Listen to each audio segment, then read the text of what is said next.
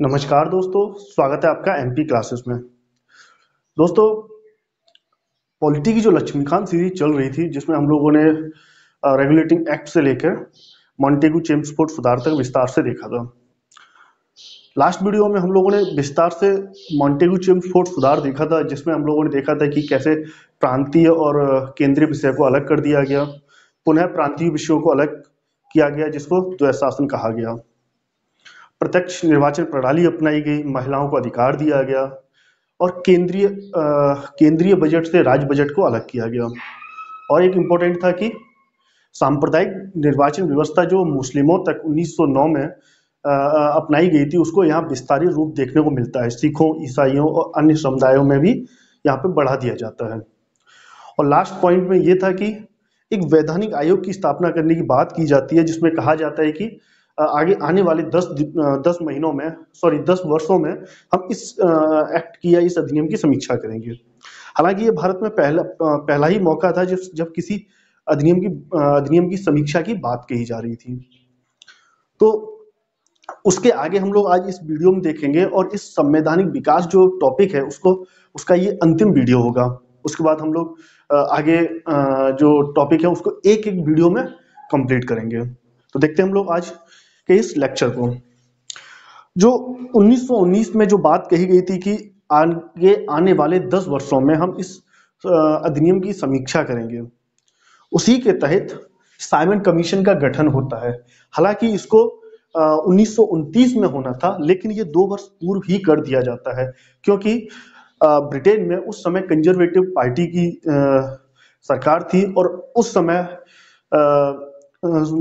Election आने वाले थे। उसको पता था कि आगे हो सकता है कि वो आगे अपनी सरकार ना बना सके, तो ये सब जो सुधार चल रहे हैं भारत में उसका क्रेडिट आगे आने वाली वो सरकार ना ले ले, इसलिए इसको 2 साल पहले ही साइमन कमीशन का गठन कर दिया जाता है। अगर साइमन कमीशन के गठन की बात की जाए तो याद रखना ये 8 नवंबर 1927 को हुआ था। 8 नवंबर 1927 को साइमन कमीशन की स्थापना होती है, जिसमें जॉर्ज साइमन इसके अध्यक्ष होते हैं और 7 सदस्यीय ये आयोग होता है या कमीशन होता है। इसमें किसी भी भारतीय को आयोग में शामिल न किए जाने के कारण इसका व्यापक स्तर पर विरोध हुआ और कांग्रेस ने भी अपने मद्रास अधिवेशन 1927 में जो हुआ था, मद्रास अधिवेशन जिसकी अध्यक्षता एमएन अंसारी ने की थी, इसका पूर्ण बहिष्कार करने का निर्णय लिया गया। ये आपसे डायरेक्ट पूछा जा सकता है कि किस अधिवेशन में कांग्रेस ने साइमन कमीशन का बहिष्कार करने का निर्णय लिया था, तो वो मद्रास अधिवेशन 1927 जिसकी अध्यक्षता एमएन अंसारी ने की थी। तो इस तरह से इसका पूरे व्यापक स्तर पे इसका विरोध हुआ और पूरे भारत में इसका विरोध हुआ था।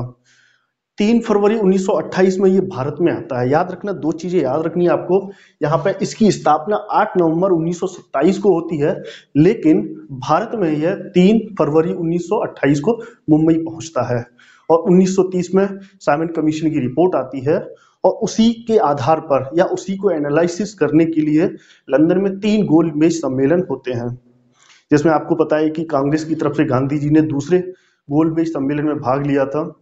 और अगर तीनों गोलमेज सम्मेलन की बात की जाए तो डॉक्टर भीमराव अंबेडकर थे जिन्होंने तीनों गोलमेज सम्मेलन में भाग लिया था। तो तीनों गोलमेज सम्मेलन की जो रिपोर्ट आई थी या उनसे एक श्वेत पत्र तैयार किया गया, तो उसी के आधार पर भारत शासन अधिनियम बनाया गया या उसी को भारत शासन अधिनियम कहा गया। हालांकि ये बहुत बड़ा अधिनियम था जिसमें हमारा आज का जो संविधान है वो बहुत हद तक उससे प्रभावित है। तो हम लोग पूरा ना पढ़ के जो हमारे परीक्षा के पॉइंट ऑफ व्यू से इंपॉर्टेंट है उसको देख लेते हैं। कुछ ही पॉइंट है जो हमारे परीक्षाओं में डायरेक्ट इससे पूछे जाते हैं। इसमें पहली बार अखिल भारतीय संघ की स्थापना की बात की गई थी। पहली बार कहा गया कि ये पूरा जो क्षेत्र है वो ऑल इंडिया के नाम से जाना जाएगा। यह अखिल भारतीय संघ की स्थापना की गई, ऑल इंडिया फेडरेशन, इस अधिनियम के द्वारा इसकी स्थापना हुई थी। दूसरा इसमें क्या हुआ कि केंद्र और राज्य के बीच शक्तियों का बंटवारा किया गया। बिल्कुल स्पष्ट कहा गया था कि अब समय वो आ गया है कि केंद्रीय शक्तियां अलग होंगी और राज्य की शक्तियां अलग होंगी, जिसके तहत 3 सूचियां बनाई गई। आज भी आप देखते होंगे कि भारत में 3 सूचियां हैं, संघ सूची, राज्य सूची और संवर्गीय सूची। ये सब आपके भारत शासन अधिनियम 1935 से ही ली गई है। तो देखिए उस समय संघ सूची को बनाया गया था जिसमें 59 विषय रखे गए थे, 59 सब्जेक्ट रखे गए थे। दूसरा जो सूची थी वो राज्य सूची थी जिसमें 54 विषय थे। लास्ट सूची थी संवर्गीय सूची जिसमें 36 विषय रखे गए थे। संघ सूची में जो कानून बनाने का अधिकार था वो केंद्र सरकार को था, राज्य सूची में राज्य को था। लेकिन कुछ ऐसे भी सब्जेक्ट होते थे जो केंद्र और राज्य के बीच ओवरलैप करते थे, तो उस पर जो कानून बनाने का जो अधिकार था वो दोनों को दिया गया। और इसमें कहा गया कि अगर दोनों में अगर कहीं विरोध की बात आती है, कॉन्ट्राडिक्ट की बात आती है, तो केंद्र के कानून लागू होंगे। लेकिन कुछ ऐसे भी सब्जेक्ट थे जो इन तीनों सूचियों में नहीं रखे गए थे। कुछ ऐसे भी सब्जेक्ट थे इन तीनों में सूचियों में नहीं रखे गए थे, उसको अपशिष्ट सूची कहा गया। याद रखना, ये डायरेक्ट आपसे पूछा जाता है। हम लोगों ने जो टेस्ट दिया था उसमें भी इस प्रश्न को हमने रखा था और देखा था कि अपशिष्ट जो सूची है उस पर कानून बनाने का अधिकार वायसराय को दिया गया था। अपशिष्ट सूची जो थी उस पर जो कानून बनाएगा वो वायसराय बनाएगा। इसी के तहत नेक्स्ट जो प्रोविजन था कि प्रांतों में द्वैत शासन समाप्त कर दिया गया। आपने देखा था कि 1919 में केंद्रीय और प्रांतीय विषयों को दो भागों में विभाजित किया गया और पुनः प्रांतीय भागों को हस्तांतरित और आरक्षित विषय में बांट दिया गया था, जिसको द्वैत शासन कहा गया। लेकिन यहाँ पे आके प्रांतों में द्वैत शासन बिल्कुल समाप्त कर दिया जाता है। उसकी जगह केंद्र में द्वैत शासन की स्थापना की जाती है। याद रखना, केंद्र में द्वैत शासन की बात आए तो 1935, अगर केंद्र में द्विसदनी की बात आए, दो सदन की बात आए, दो हाउसेस की बात आए, लोकसभा राज्यसभा की बात आए, तो वो उसका आंसर 1919 होगा। क्योंकि हम लोगों ने देखा था कि 1919 में केंद्र में द्विसदनीय लोकसभा और राज्यसभा की स्थापना की जाती है, लेकिन 1935 में द्वैत शासन की स्थापना की जाती है, ना कि द्विसदनी की। दोनों में बहुत अंतर है। ओके, नेक्स्ट इसमें देखें कि भारत परिषद को समाप्त कर दिया गया। हम लोगों ने देखा था कि 1858 में एक नया पद सृजित हुआ था, भारत सचिव, जिसकी सहायता करने के लिए 15 सदस्यीय एक परिषद की स्थापना हुई थी, जिसको भारत परिषद कहा गया। तो वो यहाँ पे आके इसको समाप्त कर दिया जाता है। याद रखना कि एक नया पद भारत सचिव 1858 के अधिनियम द्वारा स्थापित होता है या सृजित होता है, जिसकी सहायता करने के लिए एक परिषद की स्थापना होती है, जिसको भारत परिषद कहा जाता है, जिसमें 15 मेंबर होते हैं। लेकिन यहाँ आके इसको पूर्णतः समाप्त कर दिया जाता है। एक केंद्रीय बैंक आरबीआई की स्थापना की जाती है। अभी जो रिजर्व बैंक ऑफ इंडिया है उसकी स्थापना 1935 के अधिनियम द्वारा ही की जाती है। याद रखना, नेक्स्ट इंपॉर्टेंट प्रोविजन है कि एक संघीय न्यायालय की स्थापना की जाती है। अगर संघीय न्यायालय की अधिनियम पूछे तो 1935, अगर वर्ष पूछे तो आपको याद रखना है 1 अक्टूबर 1937। 1937 में वर्ष की बात आए तो 1937 में, अगर भारत शासन अधिनियम की बात आए तो 1935।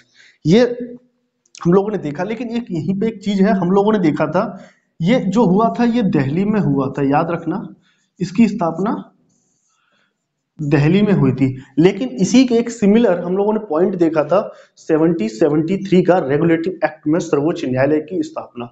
दोनों में बहुत बड़ा अंतर है। वो कलकत्ता में हुआ था, वो सर्वोच्च न्यायालय था। ये संघीय न्यायालय, संघ की बात हुई है, फेडरल जुडिशरी की बात हो रही है यहाँ पे। ओके, तो संघीय न्यायालय की जो स्थापना हुई थी, संघीय, याद रखना संघीय वर्ड आए, अगर संघीय बात वर्ड आए न्यायालय के आगे तो आपको 1935 का अधिनियम और वर्ष 1937 याद रखना है। अगर सर्वोच्च न्यायालय की बात आए तो रेगुलेटिंग एक्ट 1773 याद रखना है। तो ये जो चीज थी वो भारत शासन अधिनियम 1935 में प्रोविजन थे, जो इंपॉर्टेंट प्रोविजन हम लोगों ने देखे। हालांकि इसको पूरा हम लोगों ने नहीं देखा है क्योंकि वो पूरे प्रोविजन 1935 के अधिनियम को देखने के बाद हम लोग लास्ट अधिनियम पे चर्चा करते हैं, दैट इज भारत स्वतंत्रता अधिनियम 1947।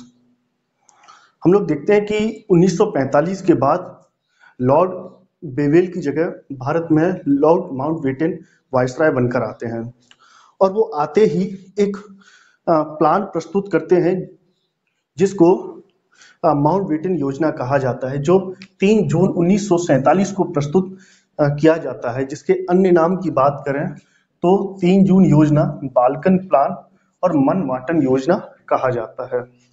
3 जून 1947 को माउंटबेटन एक योजना प्रस्तुत करते हैं जिसको माउंटबेटन योजना, 3 जून योजना, बाल्कन प्लान या मनवाटन योजना कहा जाता है, क्योंकि इसमें भारत और पाकिस्तान के बंटवारे की बात कही जाती है, जिसका गांधी जी और अब्दुल कलाम, जो अब्दुल कलाम आजाद थे, वो इसका बहुत विरोध करते हैं, लेकिन बात नहीं बनती है और बंटवारा पॉसिबल होता है, जिसके तहत ही ब्रिटिश प्रधानमंत्री क्लीमेंट एंटनी ब्रिटिश संसद में 4 जून 1947 को भारतीय स्वतंत्रता अधिनियम 1947 प्रस्तुत करते हैं, जो 18 जुलाई 1947 को राजकीय स्वीकृति के साथ पारित हो जाता है।